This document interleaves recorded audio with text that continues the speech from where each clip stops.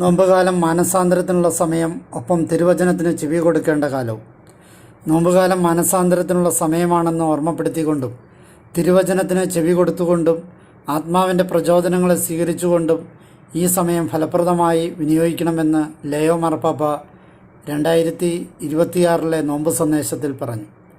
നമ്മുടെ വിശ്വാസത്തിൻ്റെ ഊർജം വീണ്ടെടുക്കുവാനും ദൈനംദിന ഉത്കണ്ഠകൾക്കും വ്യതിചലനങ്ങൾക്കുമിടയിൽ ഹൃദയം നഷ്ടപ്പെടാതിരിക്കുവാനും ദൈവീക രഹസ്യം നമ്മുടെ ജീവിതത്തിൻ്റെ കേന്ദ്രത്തിൽ തിരികെ സ്ഥാപിക്കുവാനും സഭ നമ്മെ ക്ഷണിക്കുന്ന സമയമാണ് നോമ്പുകാലമെന്നും മാർപ്പാപ്പ പറഞ്ഞു.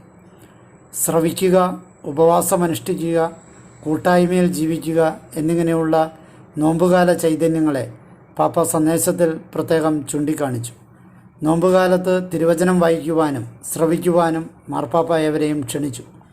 മറ്റൊരാളെ ശ്രവിക്കുവാനുള്ള ആഗ്രഹമാണ് ആ വ്യക്തിയുമായി ബന്ധം സ്ഥാപിക്കുന്നതിനുള്ള പ്രാരംഭ കാര്യമെന്ന് മാർപ്പാപ്പ എടുത്തു പറഞ്ഞു.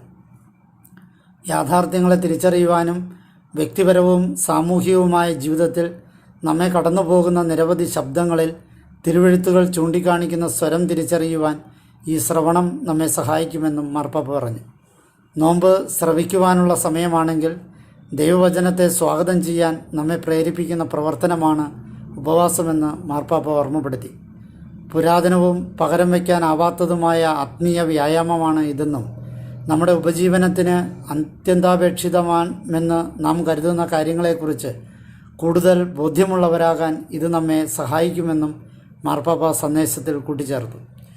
ഉപവാസം ഭക്ഷണ സാധനങ്ങൾ ഉപേക്ഷിക്കുന്നത് മാത്രമല്ലെന്ന് ഓർമ്മപ്പെടുത്തിയ മാർപ്പാപ്പ അയൽക്കാരനെ ആക്രമിക്കുകയും വേദനിപ്പിക്കുകയും ചെയ്യുന്ന വാക്കുകൾ ഉപേക്ഷിക്കുവാനും കുടുംബത്തിൽ, സുഹൃത്തുക്കൾക്കിടയിൽ, ജോലിസ്ഥലത്ത്, സാമൂഹ്യ മാധ്യമങ്ങളിൽ അപവാദങ്ങൾക്ക് പകരം വാക്കുകൾ അളന്നു ഉപയോഗിക്കുവാനും ദയാപൂർവമായ പെരുമാറ്റം വളർത്തിയെടുക്കുവാനും ഏവരെയും മാർപ്പാപ്പ നോമ്പുകാലത്തിലേക്ക് ക്ഷണിച്ചു.